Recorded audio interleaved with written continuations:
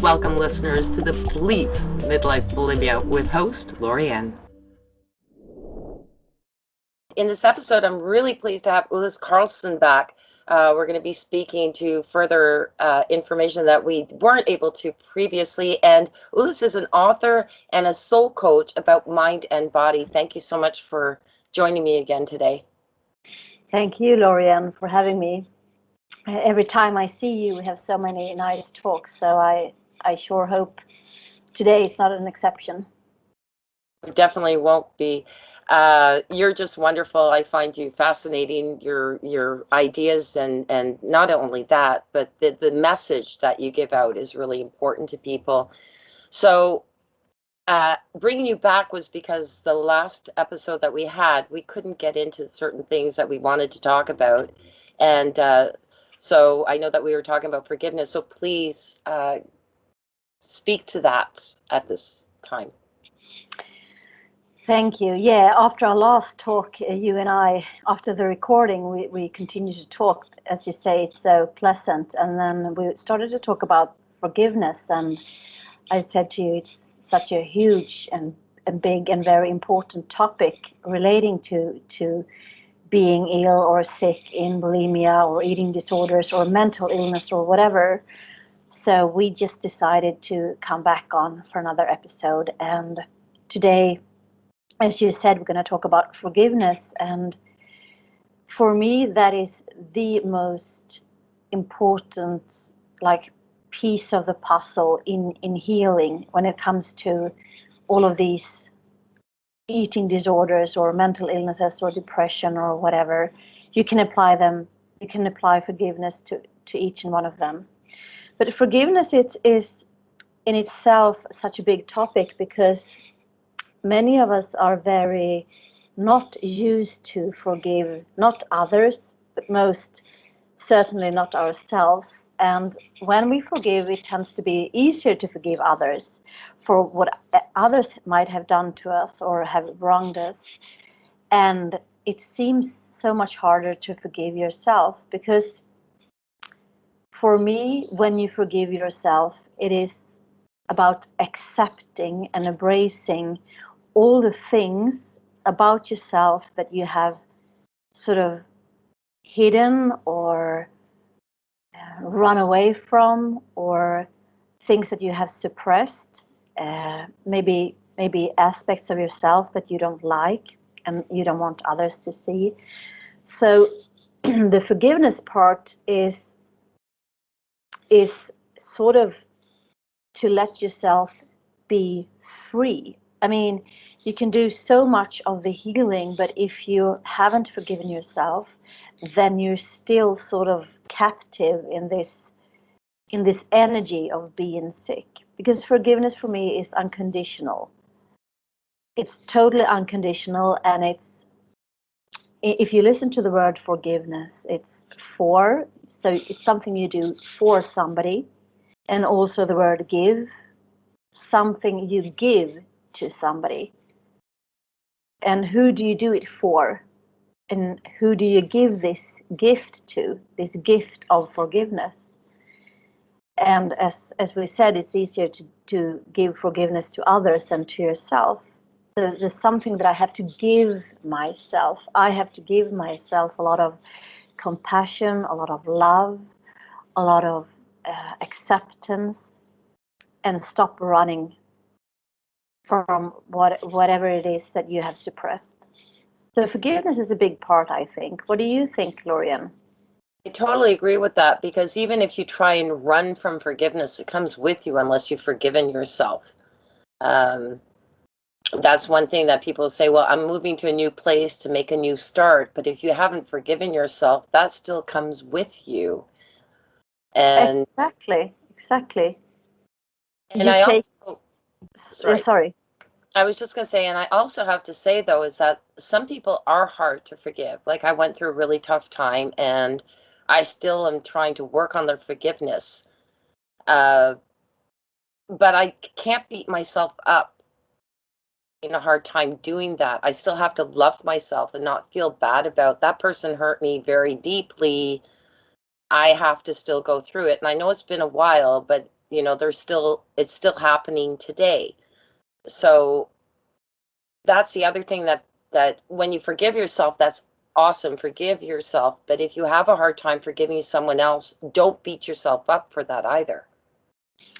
Exactly. And if I'm going to take it also to another layer, from my perspective also as a yoga therapist and from the yogic perspective, it is, if it's hard to forgive somebody that has wronged you, then there might be just sort of a reflection or a mirroring back to yourself. So what aspect in yourself do you still have problems to forgive, to give forgiveness to?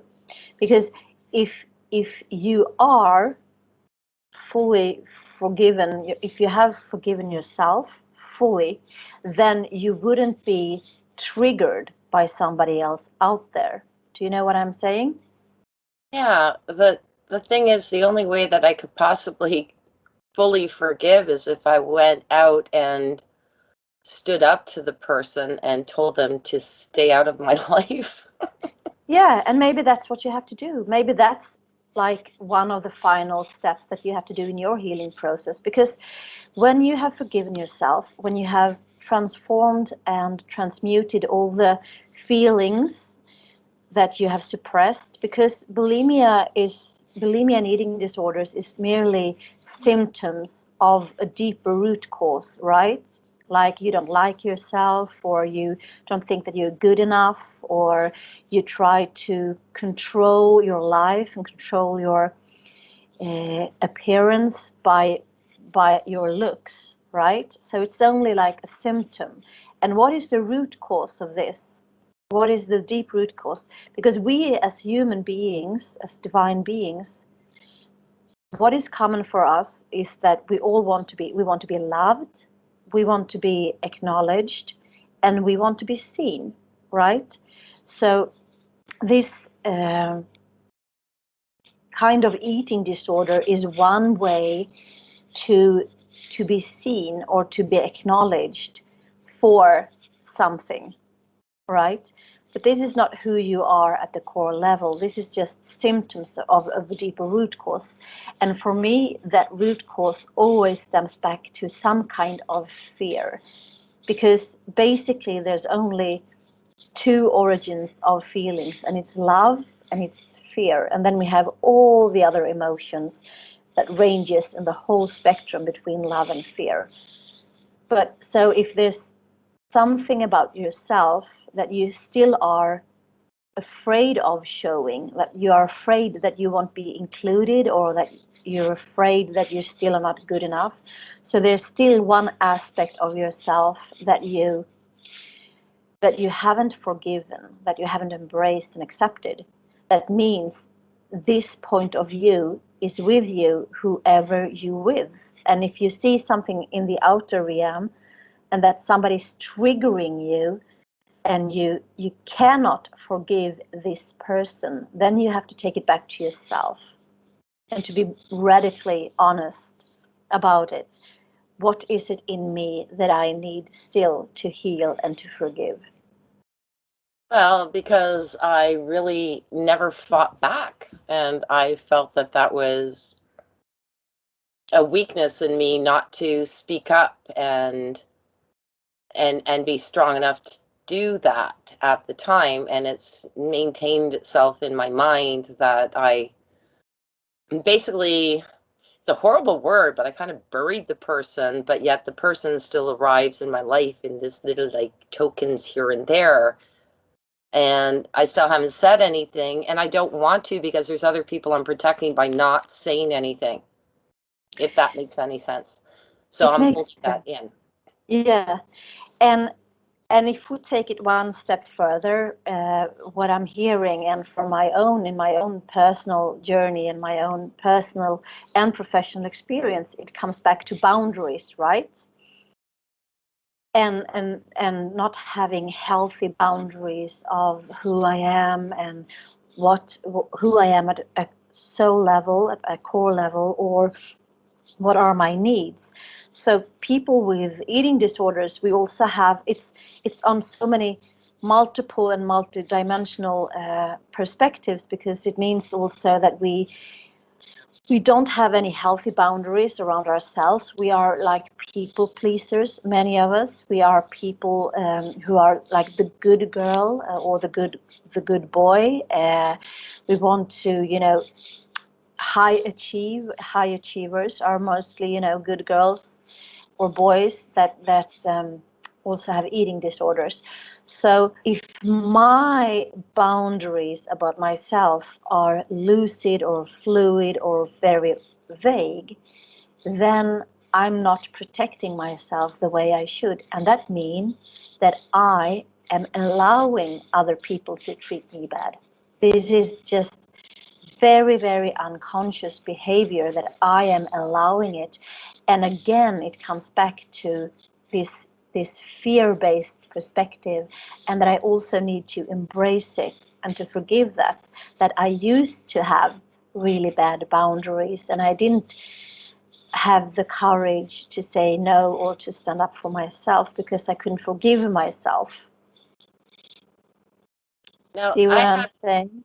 I do, and I did put the boundaries on. I basically stated very clearly that, I forgive, but I don't have to have you sitting at my dinner just because I'm forgiving you. But every now and again, there's a plate pushed forward that, comes forward. It's hard to explain it because it's family oriented, and it's hard to keep family, because yeah, you can have the boundaries, say I forgive you, but really I don't have a meal with you, thank you very much, and I'm going to stay safe because I'm a fool if I bring you back in for you to do this again to me. So that's my boundary. But the problem is it being a family member, it becomes a lot harder to do that. Really, Ullis, that's the tough part. I forgave, other people, no problem, because I know that I can keep them outside of my safe zone, my area. But I can't stand conflict. So I hold back, because if I create this conflict, it then creates conflict towards other people too. So now I'm opening up a can of worms that I don't want to do. I totally get that, and I've experienced that myself. But what I'm trying to say is that maybe that's the final piece of the puzzle, because obviously it's going to be much harder to forgive somebody that is very close to you, or in a family or relative.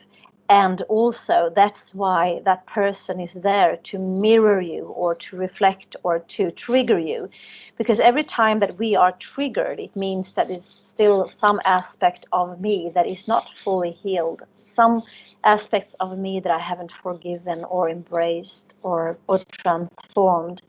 So and then it comes back, because it always comes back to ourselves, right? Because there are always going to be triggers, triggering people and triggering situations out there. But if I am here, if I have healed all my traumas, all my feelings and suppressed emotions that comes with the disease, then I'm totally neutral. I'm firm with my boundaries, and I never put myself second place. I always put myself first. And it's like the cliche, when you're going on an airplane, and if there's going to be a crash, first you take the mask with the oxygen on yourself, and then you help others. So, and I feel that you can heal on so many levels, but it's like being an alcoholic or being whatever, because even though that there are different diseases, there are still similarities within them, and it all comes back to you. How have I treated myself, and how much more do I need to fully forgive myself conditionally?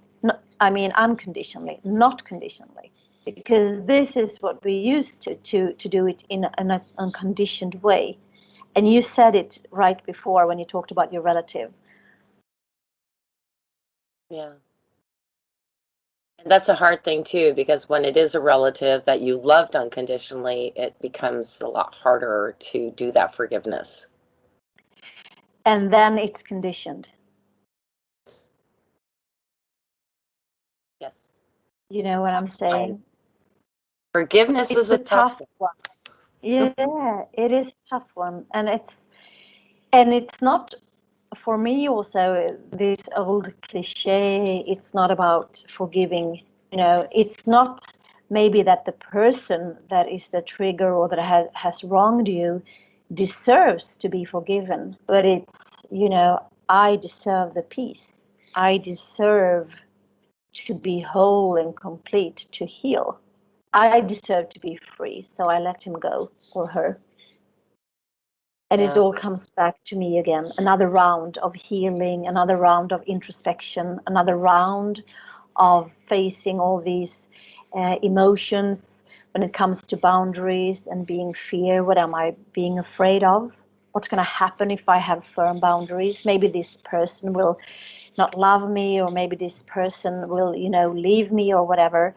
And then we come back to conditions. So it's not unconditional, and it's fear-based. So it's always to come back to yourself and to be brutally honest about, am I sort of manipulating myself? Am I doing a bypass? Is there still some levels that needs to be fully healed? Because the way I see it is that for myself, it is an ongoing journey. On an ongoing journey where I retrieve myself and I forgive myself and embrace myself fully, like all of the spectra that I am as a human being, that we all are, and to forgive myself for how long I have been mistreating myself. And Way to for me, say it. I think that's the best way to say it, is by forgiving yourself. I think that that's the thing. You hold on to things that hurt you and that can continually hurt you, because mine have been continual. Um, and it's hard to put boundaries on that one. Sorry, but it is. How to shut that off is really tough, but there's got to be a way to do that for my own preservation. And speaking of unconditional love, I just have to throw this out, which was really interesting. My ex-husband once asked me, he goes, "How do you love unconditionally? I can tell you love unconditionally." And he goes, "Can you teach me that?" I don't know. Tell me, Ullis, can you teach somebody that? I think it's a very good question, Lorianne, because in our societies, we are not taught unconditional love. We are being taught from a very early age conditioned love. Like, if you eat this, then you get dessert. If you do your homework, then you can watch TV. If you do this deadline, then you have a higher salary. You see, so there's always these either, how do you say, threats. If you don't eat up your food, you won't get the dessert. So it's a Reward, threat, right? or Yeah, is this being, reward? yeah, Yeah. conditioned to be So we are rewarded. Yeah. exactly. So we are not taught the unconditional love, and that's something that we have to reprogram and to teach ourselves. And since there's nobody to ask, because we all are taught with conditioned love, so there's no guru, there's no guide, there's nobody that can help you to love yourself unconditionally but you.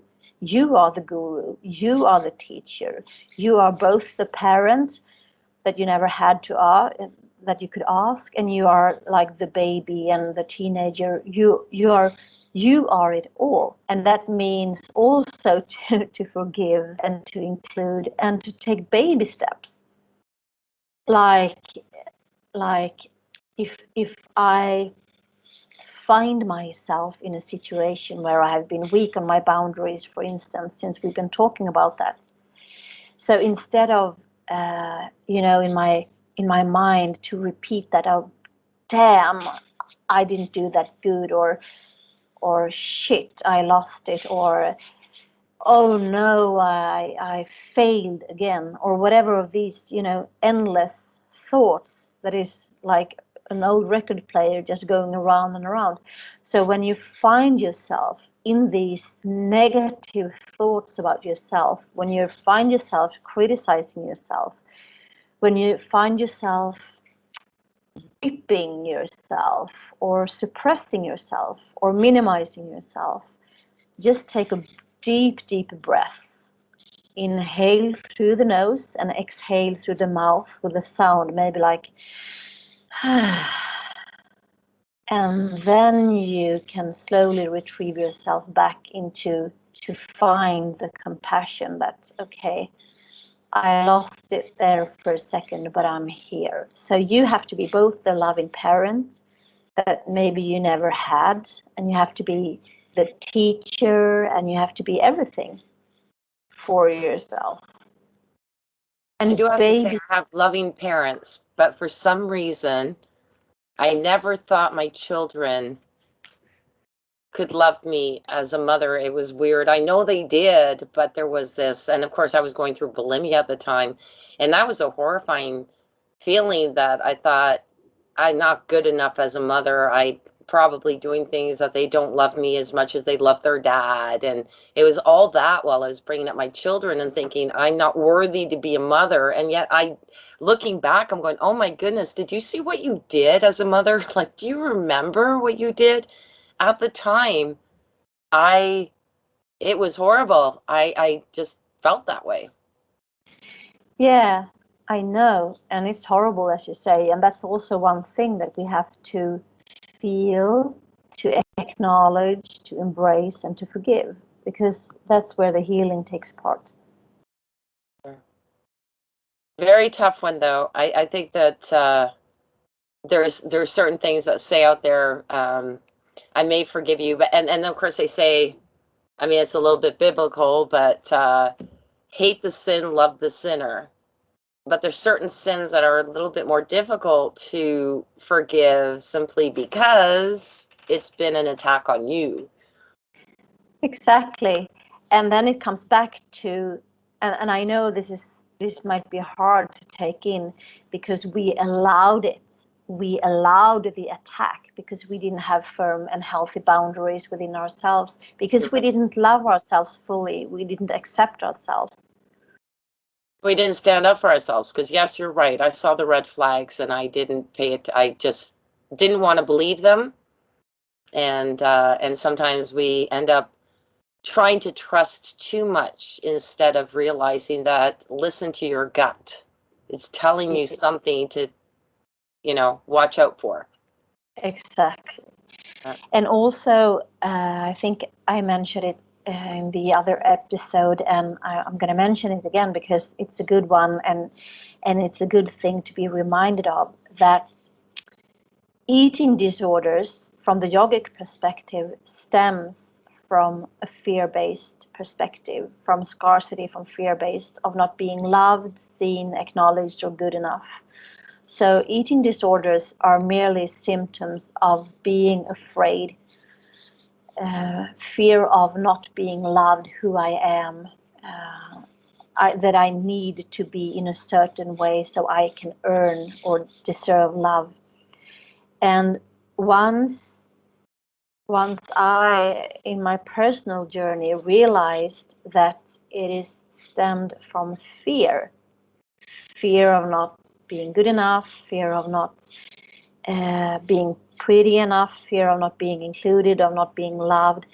So eating disorders is merely like a tool for navigating and try in the illusion of having control. That, okay, I don't love myself, I don't feel at home, but at least I can control my weight. But that's merely also an illusion, and it stems from fear. So if we can transform the fear-based perspective and all the fears that each and one of us have within into love and compassion for ourselves, then we can start to love ourselves unconditionally. And then we also start to heal and start to forgive. But it's many, many steps, and they're all entangled. Definitely. And you're very right. I mean, what you're saying right now, like, hits that. I, again, like I was saying, I didn't feel that I was lovable. And yet I knew I was. I mean, it was like, it's like a Jekyll and Hyde, really. Um, I knew I had close friends that loved me. I knew my parents loved me. I knew that you know, two of my sisters loved me. Uh, but I just, for some silly reason, I personally did not feel like I was lovable because I wasn't loving myself, really, is what it came down to. Exactly. And the love that you held for yourself was conditioned. Yes, it was. Yeah. So it all like boils and cooks down to that. And also from the yogic perspective, eating disorders is an unbalance both in the root chakra and also in the third chakra. And the third chakra that is within the body, like, you know, the solar plexus, the tummy area with all your intestines and everything. It has a lot to do with the uh, the masculinity within you, whether you're in a female body or a male body, doesn't matter. So it has a lot to do with the masculinity within you and also with the relationship to your father. And many people like you and I, people that might have low self-esteem, we try to compensate it with high self-confidence. And then the tool to control the weight is exactly just merely an illusion and a tool for having a control, which we don't. Interesting, because that was one thing I said. I've got my sisters all are able to talk to my dad, and only like in the last 10 years, which is kind of sad, I've been able to start opening up to him. But even like only like, you know, maybe 2 months ago, I told him, I said, you know, I always give you good news. I don't like giving you bad news. He goes, I know that. And because of that, I couldn't talk to him. I mean, we had a few conversations, but I was never as close as my sisters were, because to me it was like, hey dad, I achieved this, hey, I achieved this, and good news, right? And sort of Yeah. like, not to the point where, I mean, even when I went through my divorce, I had a hard time saying, I'm really sad. I didn't go to my parents about it because it was, I just felt like I had to deal with it on my own. I didn't want to get them involved with it because there was a family member too involved with it. And it was just, but I felt alone. And Yeah, instead of being strong enough to say, knock, knock, knock on the door, I need help. exactly. And this also comes back to our conditioned programs that we are not supposed to show our emotions, or we're not supposed to feel so much, or we're not supposed to talk about it. So we suppress them and we suppress them and we try to adapt into this conform image on how we are think others, you know, wants us to be. So again, it comes back from conditioned love, which is basically fear. That's interesting. And the other thing too, though, is we're not going to put it out that, you know, bulimics and people with eating disorders do lose their temper. They do, because the other thing too is without the proper nutrition, it does create some emotional ups and downs. Of course it does. But if Yeah. you think about it, in what direction do you um, sort of put these emotions to? It comes always back to yourself, that you're blaming yourself for not losing your weight or not being good enough again or not. So it's very rare that you say say to this person like, get out of my face, you know, because again it comes back to who we think we are and who we are Problem is wanting when to you be. do, Yeah. sorry, but the problem is when you do, you feel so guilty about, Exactly. Guilt, yeah, shame, yeah. and these are really, really, really low vibrational frequency that draws your consciousness down and draws your energy down. And these emotions are much more hard to forgive yourself than when you've been angry or when you've been frustrated. So shame and guilt are really low frequent energies. Definitely. I agree. Okay, so well, to forgiveness, and that this gift for yourself that you have to give to yourself so you can forgive. And the Swedish word, since I'm a Swede, is förlåtelse, and that it means sort of something like let and also see. So there's something that I have to see. There's something within me that I have to see so I can let myself be free. I'm going to have dogs barking in 1 second. Sorry, someone's coming to the door. There we go. I'll have to edit this out. It's okay. Hold on a second. I'll be right back.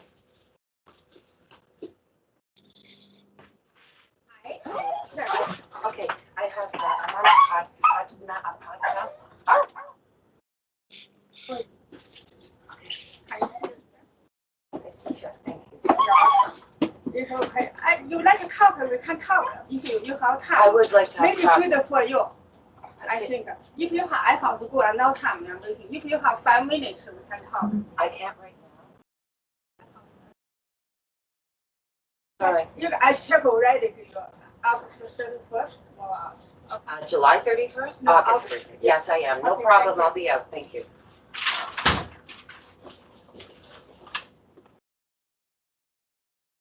About that? That was my landlady that's kicking me out. Okay. All right, so shall I repeat what I was saying in the Swedish word please. for forgiveness? Yeah. And so if we take the Swedish word, since I'm a Swede, for forgiveness, it is förlåtelse. And if you translate it into English, then you have the word let and also the word see. So there's something that I need to see within myself so I can let myself be free. And this I do when I forgive myself. So the English meaning of the word forgiveness I like because it's this give, and the Swedish word of förlåtelse I like because it's also something that you have to see, and then something that you have to let go of or let in or whatever. That's beautiful. That is really beautiful. Thank you for sharing that. Thank you. So, and remember baby steps in forgiving yourself. If you have had like self-hatred or disdain or contempt for you and your body for decades, forgiveness is not going to happen passively overnight. It's something that you actively need to choose every day and to practice. absolutely. I agree with that. I've been doing that. I've been trying. I do have the only issues are when somebody brings it up and brings something up again. And it's really hard sometimes to put those boundaries on you. Exactly. And that's why we have to practice every day. And we practice, we fake it until we make it, or we try until we make it and become it. And I think this whole journey, actually, this journey called life, is about learning and evolving, growing, expanding.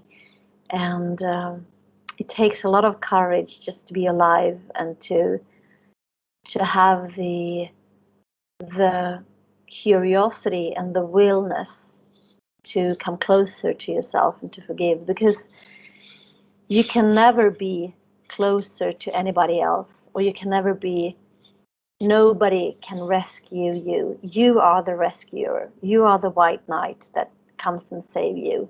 And you are the only person that you're going to have a relationship with the whole life. So it's up to you. It's up to you to forgive and to let go, because you're worthy and you are worth to be free.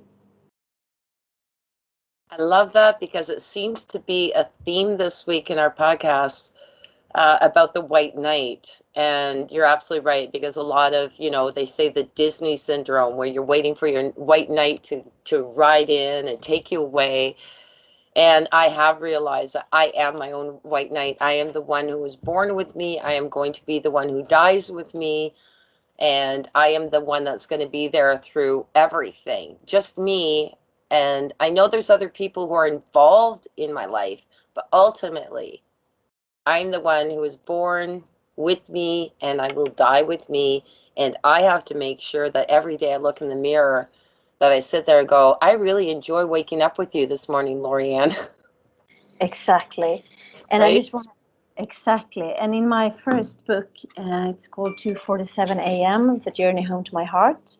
Yes. My autobiography. There, I'm mentioning when I was so sick from depression and when I was suicidal and burnout. So I forgot my own daughter. She was about like 4 months, and I forgot about her, and I didn't know where she was. I thought she was, dead, or I didn't know where she was.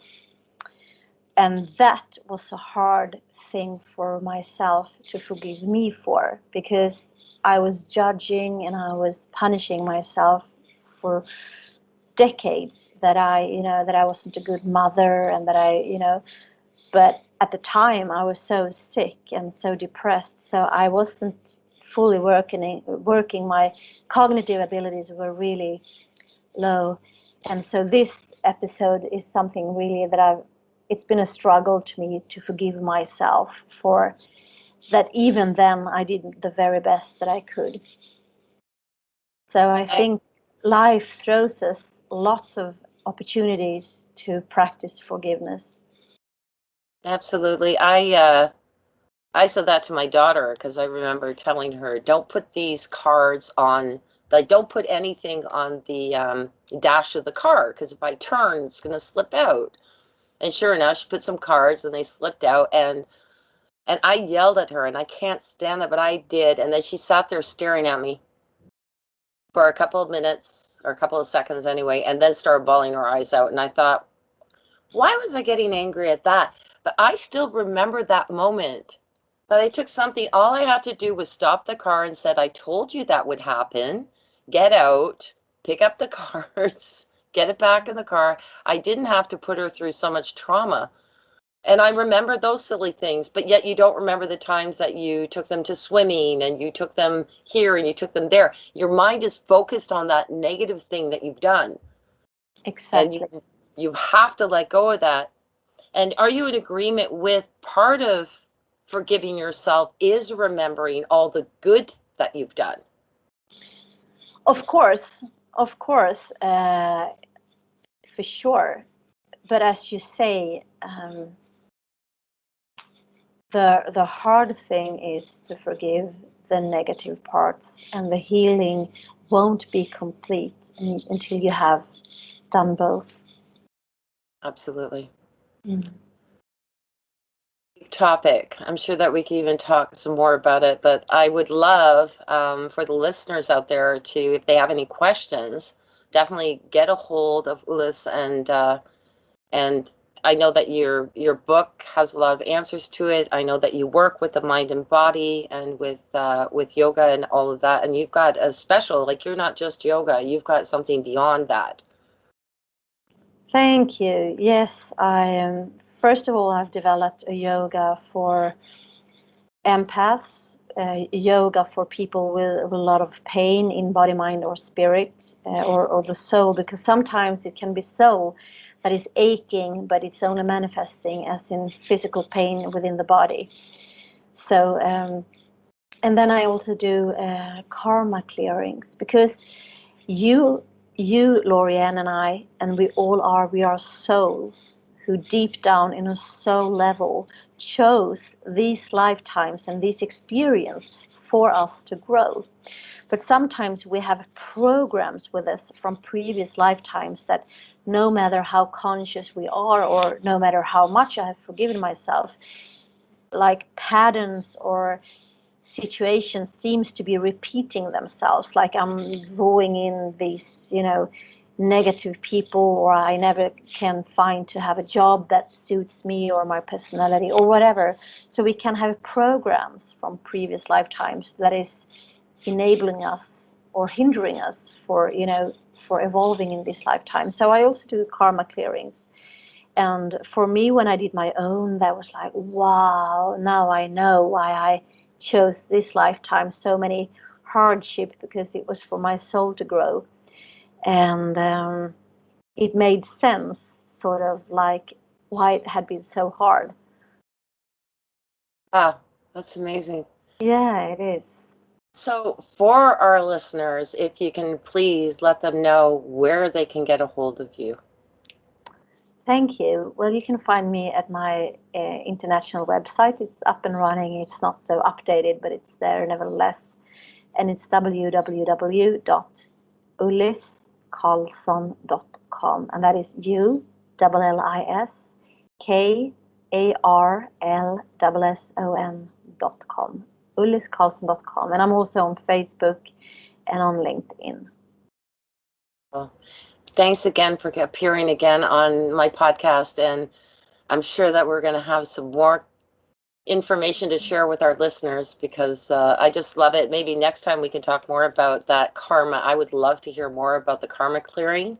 Yeah, that would be nice. And that thank would you be so much for having amazing. me. I seriously want to hear more about that, because literally, It's amazing. it And thank you sounds for having fascinating. me. It's so easy to talk to you, Lorianne, and I also like that when the energy is just easy and flowing. And I really hope that you also, as a listener, that you got some good insights that you could take with you, like a gem. Absolutely. I hope so too. I know so, by the way, because I've taken in a lot. Thanks again. Thank you.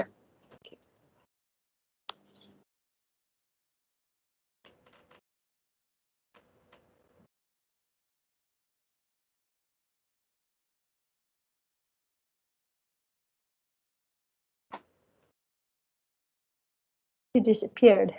I know. I'm trying to figure out how to stop the recording. It's for me. It's in the left, down in the left-hand corner again. It says stop. Don't have that on mine. Really? Okay, here we go. Stop recording. Thank you for listening to this episode. Be sure to visit me at bleepbulimia.com.